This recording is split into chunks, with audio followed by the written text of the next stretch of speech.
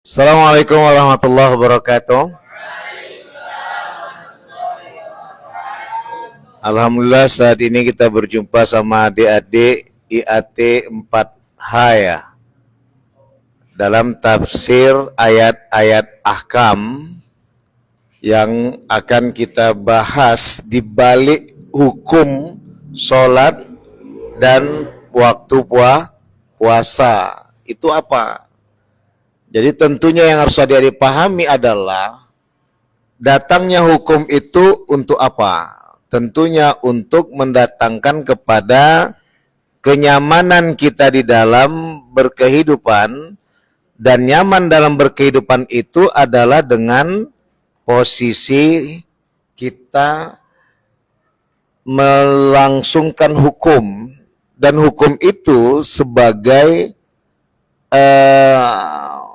bisa dikatakan pelindung dan juga bisa dikatakan sebagai cambuk. Pelindung bagi orang yang mau selamat, cambuk bagi orang yang sesat. Tapi intinya pelindung dan cambuk ini adalah kegunaannya kepada kepatuhan kepada Allah Subhanahu wa ta'ala. Nah, inilah kenapa kita pelajari ayat-ayat ahkam. Nah, itu yang pertama. Yang kedua,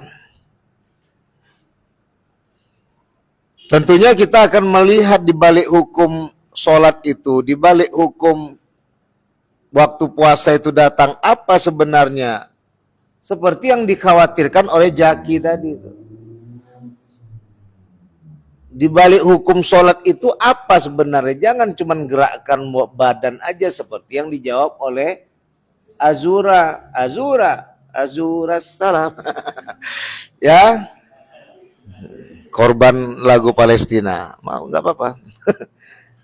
Jadi tidak hanya gerakan badan saja. Nah, itu maka kita akan bongkar di balik hukum sholat itu apa itu. Jadi hukum itu nggak bisa berdiri sendiri itu. Makanya hukum itu kaedahnya di dalam kajian fikih itu. Ketika berbicara tentang fikih, tentunya ini kita ingat kata Syekh Abderrahmani itu. Ulama yang dikenal di Nusantara sebelum orang-orang pada pergi ke Timur Tengah dan belum banyak yang melakukan pendidikan. Jadi Abderrahmani ini termasuk ulama yang terkenal, yang dikenal dan menjadi bukunya referensi di kalangan ulama di Nusantara tahun 80-an ke bawah itu. Ada tauhid, fikih, tasawuf, itu yang disebut 3 serangkai itu. Hukum berada di wilayah fikih itu. Makanya hukum tadi Ustadz ajarkan kepada adik-adik sekalian, untuk apa itu? Kalau enggak untuk melindungi, untuk mencambuk itu. Untuk melindungi yang selamat, tenang. Ada hukum. Wajah orang tenang dia kalau berbuat. Dan untuk mencambuk yang sesat. Santai. Habis dia nanti itu. Besok-besok nggak macam-macam lagi dia tuh. Begitu kajiannya. Intinya adalah wilayah ini untuk menentramkan. Ketentraman inilah yang sebenarnya dipedomani oleh awalnya, yaitu tauhid. Jadi nggak bisa fikih itu langsung mengatakan aku pertama, enggak. Yang pertama tuh tauhid itu. Makanya rentetan ini dikoneksikan dengan perjalanan dakwah Rasulullah tuh. 10 tahun berada di Mekah.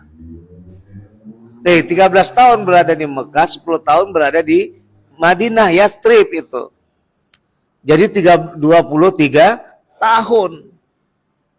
Kok nggak kebalikannya itu? Maka nanti tanpa kalian sadari kok bisa itu kajian Bukhari 13 sampai 15 tahun, ya kan? Kajian itulah dia. Muslim 10 tahun. Itu nanti ini kajian hadis biasa Ustaz bahas. Dalam kacamata filsafat dan tasawuf. Ini kita sekarang tafsir ayat-ayat ahkam. Ustaz suka mengkonek-konekkan gitu loh. Ya kalau nggak dikonek-konekkan kayak gitu nggak jumpa, nggak connect dia. Ya, jadi kasihan kalau ada orang yang mengatakan ilmu cocokologi itu orang yang nggak paham itu sebenarnya itu, atau orang yang sentimen itu, Ustaz nggak suka itu. Ya, itu biasanya orang yang nggak dapat anugerah memahami keilmuan itu ya. Itu dia, karena makanya ada dalil itu dalil akli, dalil nakli. Bukan nyocok-nyocokkan aja sampai dibilang ilmu cocokologi, enggak.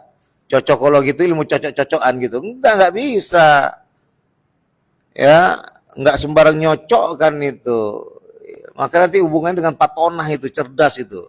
Cocokologi itu ya memang orang-orang cerdas itu, bisa dia mencocokkan sesuatu. Udah, nggak usah kita bahas lagi. Nah, jadi kajiannya adalah tauhid dulu itu. Ketauhidan. Tauhid itu identik dengan keyakinan itu. Orang tenang itu karena yakin tuh. Yakin dia tenang itu. Kalau yakin nggak tenang nggak akan mungkin pergi dia, betul tidak? Logikanya seperti itu, logika Aristonya tuh. Ya, nggak ngomong dia maka dia nggak ada gitu. Tapi kalau dia ngomong maka dia ada gitu. Itu logika yang lain itu. Kalau dia yakin pasti dia keluar. Kalau tak yakin nggak keluar. Nah saat ini terutama di daerah Binjai itu pada nggak yakin tuh. Semoga Pak Wali kota itu membereskan itu. Gemot-gemot itu. Kasihan adik-adik itu. Ya, kemarin kejadian di pasar 4 ya. Pasar 4 Tandam itu. Warung Mbak Mul. Mbak Nur tak Mbak Mul, lupa Ustaz. Ya. Nah ini juga orang tua harus berperan. Nah jadi kembali pada kaji, kita nggak bukan dari ini mengkait-kaitkan ini biar nuansa ahkam ini jelas itu kemana arahnya. Nah inilah tadi kembalikan kepada kaji, balik hukum sholat itu apa, di balik hukum waktu puasa itu apa. Jadi kita jangan hukumnya aja yang kita hafal itu. Sama seperti imam menghafal ayat. Ustaz suka mengulangi nih. Ya, Ustaz sekarang menjelaskan ada 4 metode yang harus dapat mengenal Islam itu secara efektif dan efisien itu. Yang pertama membaca. Yang kedua memahami. Yang ketiga itu baru mempraktekkan. Pertama membaca, yang kedua memahami, yang ketiga mempraktekkan tuh. Dan ada intinya yang keempat, itulah dia tadi kalau udah sebelum keempat tadi ada kaidah tuh. Ada pepatah, ala bisa karena biasa. Karena sudah dibisakan dia mempraktek, maka terbiasa, maka jadi hafal. Letak posisi hafal itu sebenarnya di terakhir tuh.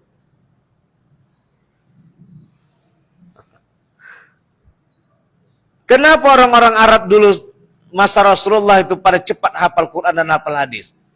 Pertama mereka orang Arab. Lidahnya lidah Arab.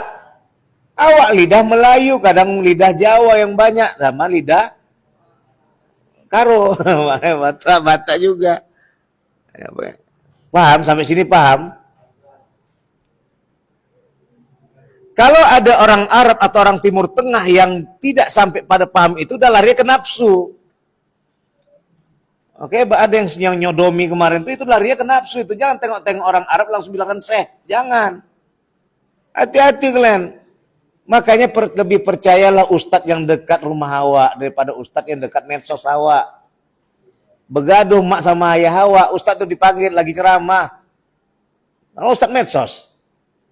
Tapi kalau ustadz dekat rumah Hawa tinggal ustadz, tolong ustadz, ada mak sama ayah begaduh. Oh ya bentar ustadz pakaian dulu, langsung datang. Sampai sini paham? Sampai sini paham? Sama seperti adik-adik mengeluh-elukan orang baik di daerah Jakarta sana. Wow, gitulah dia kan. Terbakar rumah kita, na'udzubillah summa na'udzubillah. Siapa yang pertama kali yang menyiram? Yang kalian benci jiran sebelah itu, itulah yang pertama kali nyiram rumah itu. Yang kalian elu-elukan di Jakarta tadi tak datang, tak tahu pun dia rumah kalian terbakar. Pempeng aja, sabar ya. Itu ya dah. Logiko ini yang harus kalian pahami. Makanya kata Allah, ikra. Sampai sini paham? Hati-hati korban medsos. Nah, kalau ustadz orang filsafat dan tasawuf, dari melihat tayangan drama aja udah bisa banyak ilmu yang ustadz dapat. Itu Cina bentar lagi menampung habis tentang keislaman itu. Karena mereka lagi berontak itu, tengok deracin-deracin itu. Ustaz mengikuti deracin itu. Ustaz nggak malu. Kenapa? Banyak sekali pendidikan psikologi dan sosial. Apa katanya tadi? Jangan lihat penampilan. Siapa tahu itu adalah Raja Naga. Kan gitu kajiannya. Selalu banyak tampilan deracin itu. Betul tidak? Itu dari kaji dalam Islam. Innallaha la yanzuru ila ajsamikum wala ila suwarikum walakin Allah yanzuru ila qulubikum. Sesungguhnya Allah itu tidak melihat kepada tampilanmu dan kepada perawakanmu. Yang Allah lihat adalah hatimu. Itu sudah dibahas 1400 tahun yang lalu itu. Makanya Ustaz berani mengatakan nanti itu Islam makin berkembang sana itu. Ya, di Korea aja Megatron aja, Megawati Hangesti aja sudah dibuat patungnya dengan berjilbab. Betul tidak? Jadi kejadian seperti Nabi Zulkifli itu. Rupanya terbukti kemarin, Buddha itu yang megang tasbih, rupanya tasbih itu tulisannya Allah, Allah, Allah, Allah, Allah. Awak pun kaget kok apa mirip tasbih kita sama tasbih mereka. Rupanya ternyata Zulkifli. Udah. Itu bukan Ustadz yang ngomong, itu YouTube. Ustadz nengok dan referensinya jelas itu. Ya, nampak langsung ketika apa itu namanya? Ahli geologi ya. Ya, yang dibersih-bersihkan langsung di zoom tulisannya Allah. Ya, jadi jangan, makanya Ustaz nggak ada takut, biar aja yang Muslim di Indonesia berkurang, tapi Muslim di dunia makin bertambah. Anggap aja yang berkurang itu yang goblok bit on itu ya. Yang selama ini bukan menuhankan Allah, tapi menuhankan harta dan tahta. Akhirnya judol, ujung-ujungnya pinjol. Pasren. Hati-hati ya. Baik, udah. Jadi kenapa ini kita jawablah semua. Ustaz menjawab ini tadi ya. Lisa, bagaimana yang banyak tinggal sholat, baik sengaja maupun tak sengaja? Lisa Lubis kan? Hah? Iya, namamu siapa? Oh, bukan Lisa. Yang penting Lubis lah. Ya. Loh, jadi siapa tadi jawabannya ini? Kok bisa? Masya Allah, tabarakallah, berarti Ustaz di alam lain.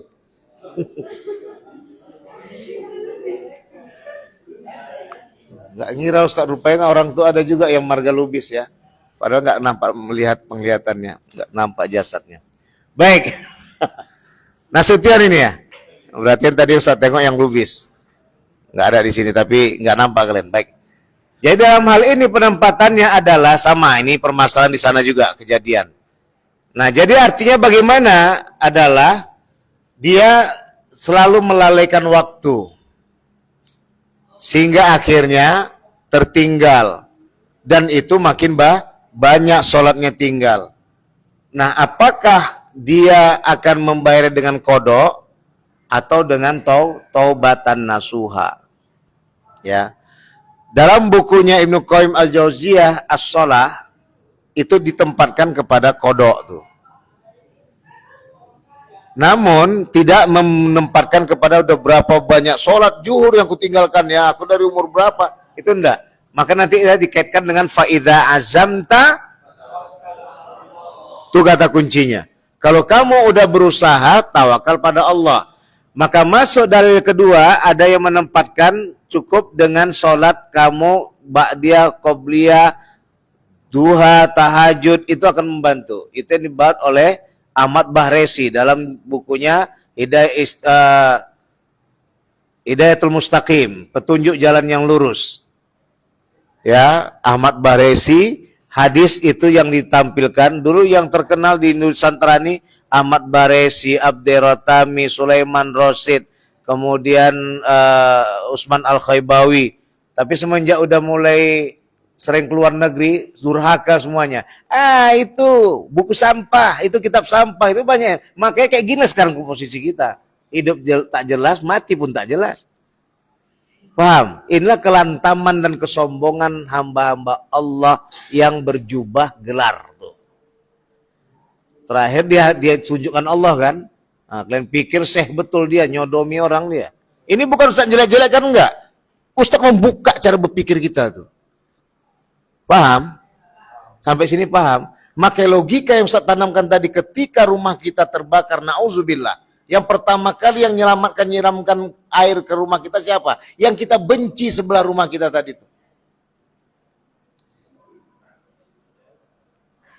Berapa banyak di antara kita sudah terkesima, bukan Ustaz bermusuhan sama Ustaz-Ustaz yang tenar di medsos, enggak. Silakan. Maka Allah sudah mengatakan wa atal mala ala hubbi dawil qurba. Yang kita garis besari jawil kurba. Jawil kurba kerabat dekat menurut Ustaz Sapriandi itu ada dua. Kerabat dekat yaitu the big family dari father or mother, ya dari mama kita atau dari ayah kita atau mama kita. Atau yang kedua ada kerabat dekat jiran tetangga tuh, depan mau belakang mau kanan mau kiri, walaupun dia orang Yahudi yang lebih dekat pintu rumahnya dengan rumahmu. Itu kata Rasulullah, bukan kata Ustaz. Kasihlah harta itu, hadiah itu sama dia walaupun itu orang Yahudi. Sekarang kita enggak, lebih percaya kita sana pada Ustadz tadi pontang-panting mendatangi apa dan sebagainya. Ini Ustadz bukan curhat, enggak. Ujung-ujungnya kita sekarang enggak beradab sama Ustadz-Ustadz, mualim-mualim yang dekat rumah. Gara-gara kita menganggap yang paling paten ilmunya adalah Ustadz yang terkenal di medsos. Betul tidak? Masuk akal nggak? Akhirnya adab itu hilang tuh. Ada yang menarik, Ustaz kenapa selalu ngomong kuat-kuat gini? Biar mahasiswa Ustaz nggak bisa menandingi kuat suara Ustaz. Kalau mahasiswa Ustaz menandingi kuat suara Ustaz, berarti dia jadi mahasiswa durhaka. Karena kata Rasulullah nggak boleh suaramu lebih tinggi dari suara gurumu. Ini kajian Usuluddin. Nggak bisa dijumpai kalau bukan di Usuluddin. Capek-capek nyari iklan di buku mana pun nggak jumpa itu. Bukan Ustaz sombong nggak. Ya sekali-sekali menunjukkan inilah Usuluddin tuh. Seluk beluk akarnya itu dibongkar terus itu. Bisa dipahami ya? Oke. Jadi hakikat sholat itu adalah pertemuan, ikatan untuk menguatkan perjanjian. Alastu birabbikum qalu bala syahidna. Al-A'raf ayat 170 tutup. Jaki nanti masuk itu Wak tadi bertanya akhlaknya nggak bagus. Tutup nanti masuk lalat itu cekek sedak meninggal. Ya. Sampai mana Ustaz tadi lupa Ustaz jadinya. Iya. Nah perjanjian itu tadi maka datanglah sholat. Karena memang tujuan pertama kita diciptakan itu untuk beribadah pada Allah. Satu-satunya jalan pertama kali ikatan ibadah itu adalah sholat. Berikutnya itu praktek itu. Melalui puasa, zakat, haji. Pertama itu tadi cinta dengan lidah. Asyhadu an la ilaha illallah. Asyhadu anna Muhammadar Rasulullah. Mana buktinya bang? Aqimus shalah.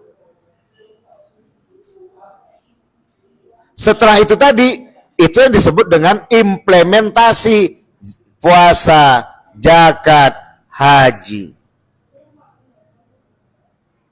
Maka disitulah dikatakan Allah inna sholata tanha anil fahsya'i wal munkar. Sholat itu mencegah perbuatan keji dan mungkar.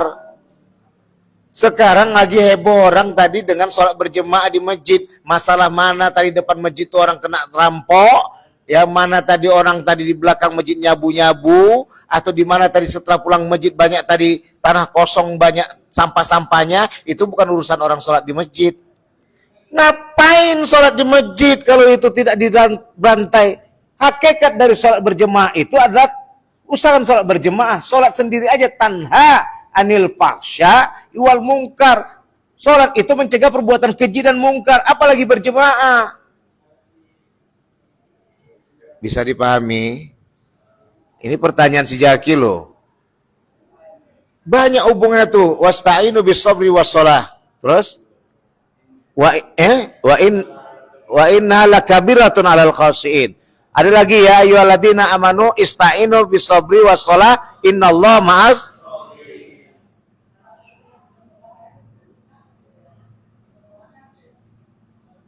Jadi sholat sabar itu, sholat dan sabar itulah hakikatnya dari bukti ikatan cinta lidah tadi. Asyhadu an la ilaha illallah wa asyhadu anna muhammadar rasulullah.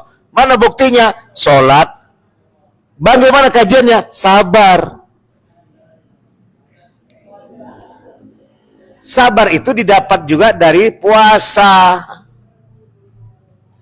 Sabar itu juga didapat dari zakat. Sabar awak tadi dah cari duit, awak keluarkan uang, awak keluarkan tadi. Ya toh? Kasihan tuh yang punya emas itu, belinya waktu itu harga 300, sekarang udah naik jadi 2.500.000. Rupanya belum dijual-jualnya, kena zakat harta, ngeluarkan sampai hampir 7 juta. Kenapa? Memang dia resiko kan gitu. Bisa dipahami? Oke, dah. Itu sholat. Jadi apa masalahnya? Karena ia lupa bahwa dia diciptakan di muka bumi ini untuk menyembah Allah. Sampai jam berapa? Hah? Nah. Menyembah Allah tuh. Enggak, kita mikirin kawan-kawan di sebelah ini memakai ruangan atau apa enggak? Habis zuhur biasa pakai ya? Oh ya. Itu dia kajiannya. Ya, jadi di situ duduk kupasannya itu. Adik-adik itu, termasuk Ustadz ini, ya, dari puasa, zakat, haji, itu kajiannya sabar tuh semua tuh. Implementasi syahadaten dan sholat itu di dalam puasa, di dalam zakat, dan di dalam haji. Zakat dan haji lah bagi yang mampu. Puasa semuanya mampu. Sabarlah, Wak. Sampai sini paham, Jaki? Jadi intinya adalah memang adab tuh, akhlak dan adab. Tapi sekarang Masya Allah kita sedih kadang. Sedihnya di mana? Orang lebih suka. Orang tadi kan rupanya Ustaz pikir Ustaz aja yang sibuk membahasin. Rupanya Ustaz Dasat Latif kemarin jumpa Ustaz ceramahnya. Banyak orang sekarang jadi imam itu keasyikan dengan bacaan dia dan hafalan dia. Dia hafal, nikmat dia walaupun tak paham dia, tapi dia menikmati apa? Aku hafal, suaraku paten. Wak leha di belakang asam uratnya kambuh. Udah wak leha tak hafal. Bante lagi lupa tadi matikan api kompor menjerang air. Takut lagi meledak. Lama pula imam tuh dengan keasyikan lagunya, hafalannya. Beda sama yang di Timur Tengah tuh. Makanya Ustaz pernah katakan, silakan yang mau membuat masjid itu dunia hafalan. Kalau memang jemaah tadi pada hafal, nyambung dia dengan hafalan dia. Makanya jadi imam tuh dikasih syarat sama Rasulullah tuh. Udah nggak usah bahas-bahas, asik setiap video yang Ustaz punya, asik bahas itu aja. Iya capek memang, kenapa? Sholat itu nggak ada arti berjemaah tuh sekarang. Sampai gemot tuh kok bisa terjadi tuh. Maaf cakap tuh, Masya Allah. Jadi kita, ada itu di daerah, gak usah Ustaz kasih tahu. Habis pulang sholat tadi, anak-anak koci itu keluar semuanya, punya mamanya, punya ayahnya keluar. Padahal habis pulang sholat itu. Yang Ustaz salahkan siapa? Bukan mereka, yang Ustaz salahkan yang punya masjid. Yang mengelola masjid. Kenapa sibuk dengan sholat berjemaah tapi tak sibuk untuk bagaimana mengelola mereka untuk dididik dan ditempa?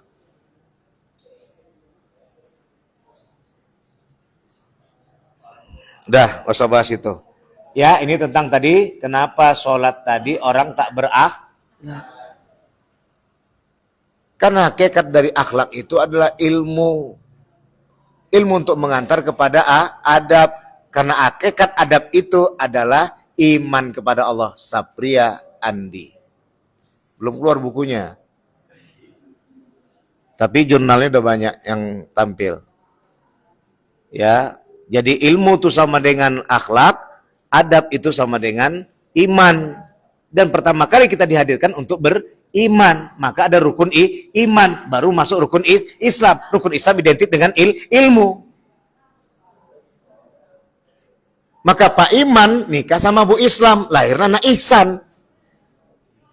Iman, Islam, Ihsan. Tauhid, fikih, tasawuf.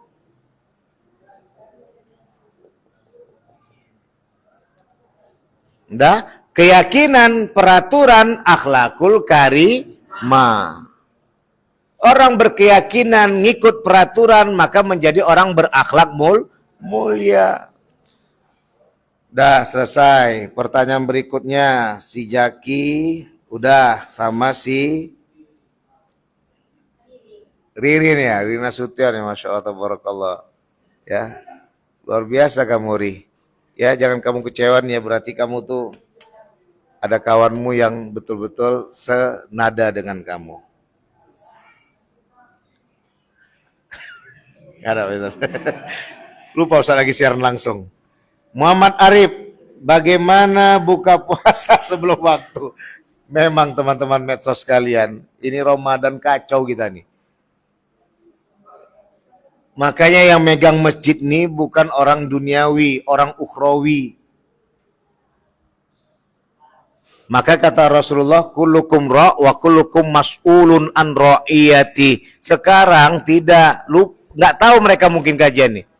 Setiap kamu adalah pemimpin dan kamu akan dipertanyakan kepemimpinanmu. Ada ya di situ pertanggungjawaban tuh. Yang Ustadz sedih sekarang ini masjid tuh jadi duniawi. Dunia tarik suara. Bismillahirrahmanirrahim. Nggak panjang kali. Ya, apalagi masuk-masuk masa MTQ. Yang kedua, dunia tampil gaya, dia hafal dan lain sebagainya. Waktu tahun 2009-2011 Ustadz yang sibuk itu di Binjai. Mengapa harus anak yang belum balik jadi imam gara-gara dia hafal? Mana kaedahnya itu? Pegang ini yang 3 syarat dari Rasulullah, hadis Bukhari Muslim. Ini bukan tempat latihan, bukan tempat riaan. Ini tempat orang capek mikirin dunia, istirahat di akhirat, dialah masjid. Sekarang sibuk lagi. Allahumma inna ala dzikrika Allahumma inna ala dzikrika kok jadi Allahumma inna ala dzikrika wa syukrika wa husni ibadatik. Subhanallah walhamdulillah wala ilaha illallah wallahu akbar. Dia menyanyi kayak gitu, semua udah selesai tuh. Subhanallah 33 kali selesai, alhamdulillah 33 kali selesai, Allahu akbar 3 kali. Kalau boleh ayo kita tampil. Kalau bisa saya seperti Nabi Sulaiman, saya dekatkan tuh masjid ini sama masjid ini. Masjid yang pakai subhanallah 33 kali, masjid yang tak pakai subhanallah 33 alias subhanallah. Logikanya kemana itu? Kita mau minta dikabulkan, minta duit sama orang tua, tapi kita nggak pernah memuji Allah begitu banyaknya.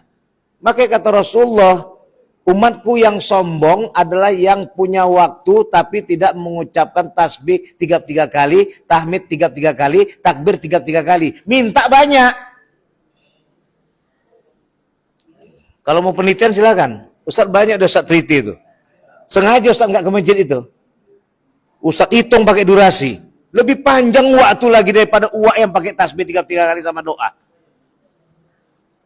Dia dengan suaranya ini minta izin ya. Ya, kalau ada yang di sini minta maaf Ustaz. Enggak ada ya? Enggak ada jadi imam sini kan? Hah? Alpin. Ya, hati-hati Pin. Ya tipin. Kalau masa kami dulu, masa Pak Abu Bakar, itu anak muda nggak kami kasih tuh. Itu godaannya tadi. Apalagi ada cewek yang dikejar di belakang. Tarik suara lah. Gitu ya. Dah, selesai. Jadi bagaimana kajiannya? Banyak muadzin yang ingin menunjukkan suaranya. Oh, itulah dia. Padahal niat dia baik mungkin. Dia jadi imam muadzin. Udah dengar dia melakukan azan, maka yang lain akan ikut azan. Niat dia baik. Tapi buruk. Kata Ibnu Qayyim al-Jauziyah, niat baik tujuan buruk. Ada tujuannya baik, niatnya buruk. Madarijus Salikin, Manazil Tafsir, ya kana abudu ya kana nasta'in fi jildil tsani, di jilid kedua. Nah, jadi bagaimana kajian kupasan tadi? Maka dikembalikanlah kepada orang yang berilmu ki. Siapa tadi ya? Arif, orang berilmu Rib. Maka adanya sebenarnya tata cara siapa yang jadi BKM tuh, siapa jadi Najir tuh. Tengoklah Nabi Muhammad di mana rumahnya, Raudhah tuh lah. Artinya BKM-nya, imamnya, Najirnya Nabi Muhammad SAW. Artinya apa? Berilmu. Berilmu dan beriman. Ini makin parah lagi. Allahu Akbar.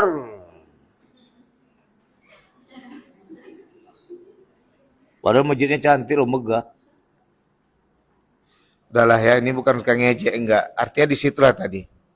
Kenapa? Makanya Rasulullah sudah nyampaikan ibadatul alim khairum min ibadati jahil. Ibadahnya orang berilmu lebih bagus daripada ibadahnya orang yang tak punya ilmu.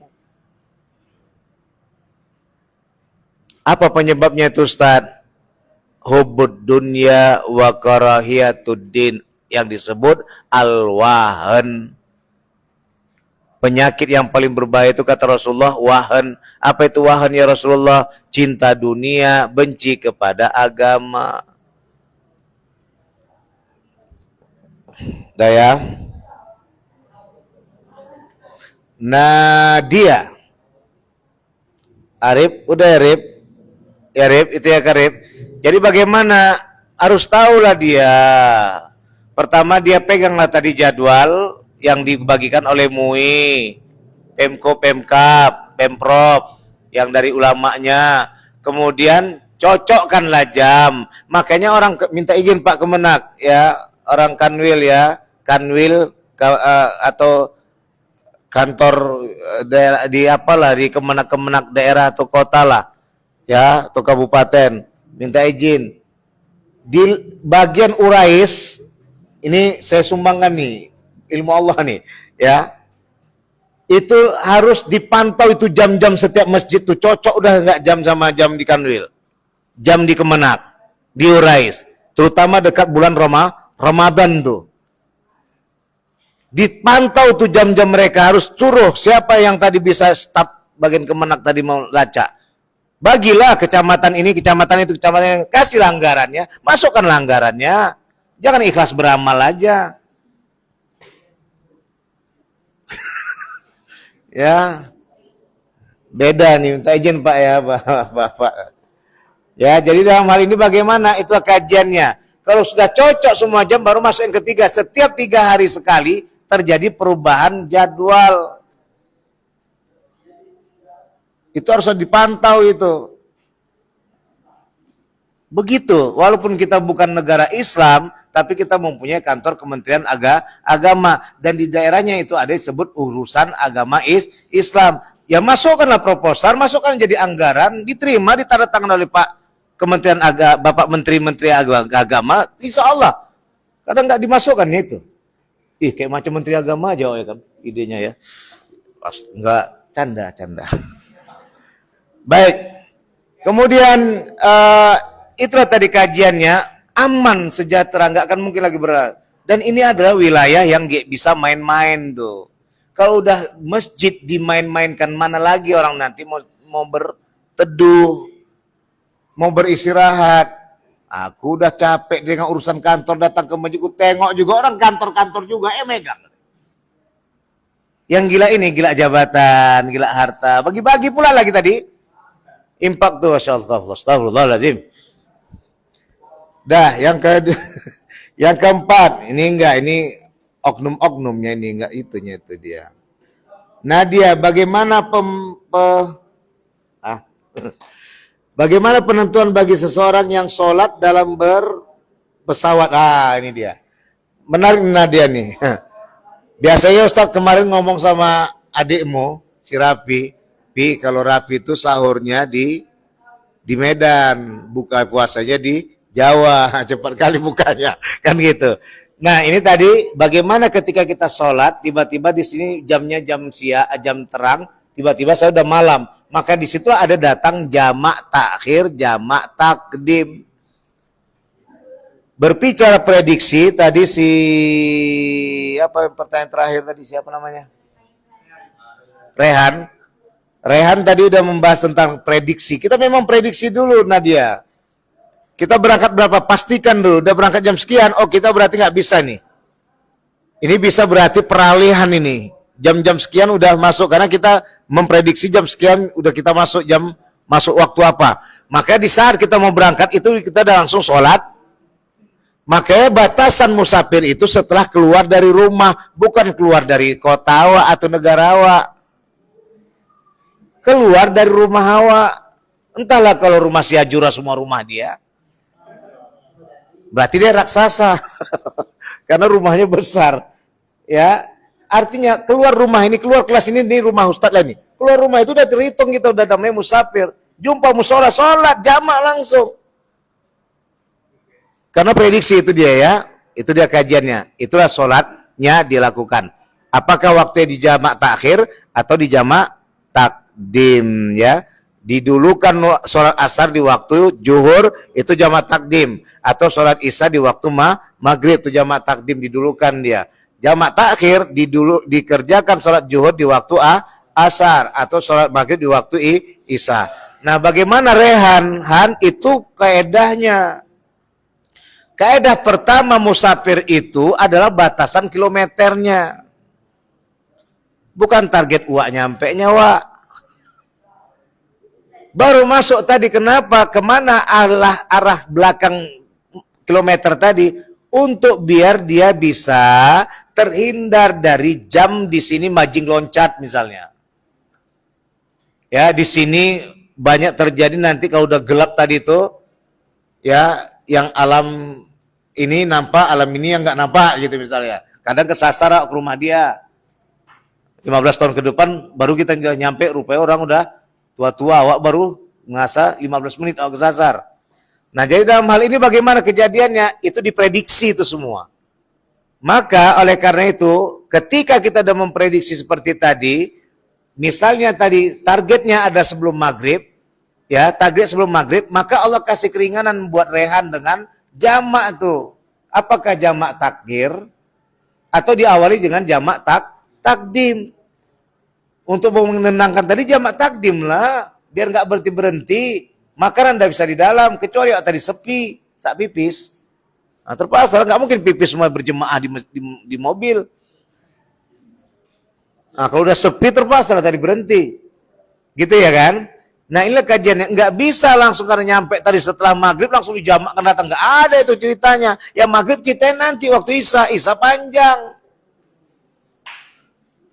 Nah, kalau berangkatnya sebelum zuhur, maka ketika nanti kamu sebelum zuhur udah berangkat, ya kan, kita nggak tahu apa kata Allah. Maka zuhur waktu itu langsunglah berhenti, jangan ikut berjemaah, maka buat jemaah sendiri. Setelah orang sudah selesai sholat berjemaah, ambil kita tadi makanya ada qashar tuh. Dua zuhur, dua asar. Hah? Nah, caranya bagaimana? Pertama qomat dulu. Udah habis qomat baru kita niat. Sengaja aku sholat zuhur 2 rakaat, ku jamakkan dengan asar, ya kan? kosron karena Allah Ta'ala. Jangan ada lu takdim takhirnya, nggak ada. Karena memang waktu zuhur itu. Yang ada cuman laksanakan sholat zuhur 2 rakaat, kupendekkan kosron. Ya, digabung dengan waktu asar. Tapi waktunya kapan? Setelah nanti udah assalamualaikum 2 rakaat, assalamualaikum warahmatullah, kita qomat lagi, nggak boleh cakap-cakap. Nggak ada cakap-cakap lagi, langsung berdiri, langsung qomat. Allah Akbar, Allah udah selesai, baru sengaja aku sholat asar 2 rakaat, kupendekkan, digabungkan di waktu zuhur. Didulukan alias takdiman, adaan lillahi ta'ala. Tuh bahasa Indonesianya. Ya. Dah, baru selesai. Jangan pula nanti bercakap, kayak mana kau tadi? Aku tadi mana? Aku makan ini tadi. Oh, kita satu lagi. Zuhur, asar belum. Nggak ada, itu nggak menggabungkan, nggak ada jamak di situ. Artinya jamak itu nggak ada bercakap-cakap kecuali qomat. Gitu ya. Jadi rehan udah paham ya, Han? Jadi bagaimana kajiannya? Jangan langsung diikuti nafsu kita, harus nyampe terus sampai nggak berhenti, jangan. Mobil juga ingin istirahat. Jadi bagaimana? Ketika udah melihat tinggal 10 menit lagi rehan, Tarhan, yang jawab pertanyaan rehan ini. Ketika rehan tadi tinggal 10 menit lagi, udah mau habis asar, terpaksa cari musola masjid. Gawat nih bang, nggak bisa nih bang. Kalau kita banting ini langsung bisa lewat kita juru asar kita. Berhenti masjid, langsung jamak takhir.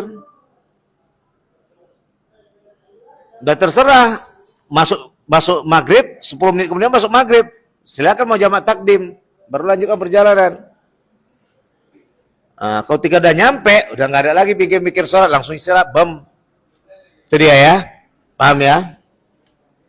Udah itu aja. Selesai kan? Ya. Mudah-mudahan ini bermanfaat. Ini kajiannya, minta izin sebelumnya teman-teman yang di medsos juga, ya, ini adalah kajian pemikiran yang mencoba menyibak di balik hukum dari ayat-ayat yang disampaikan oleh Allah Subhanahu wa Ta'ala. Semoga bermanfaat. Ini dia adik-adik sekalian masih segar sebenarnya, awal yang tak segar ya kan. Ya, semoga Allah berikan karunia kepada kita semuanya. Mari kita berdoa, doa majelis. Subhanakallahumma bihamdika asyhadu an la ilaha illa anta astaghfiruka wa atubu ilaik. Allahumma afiq ila aqwamit thariq fastabiqul khair. Wassalamualaikum warahmatullahi wabarakatuh.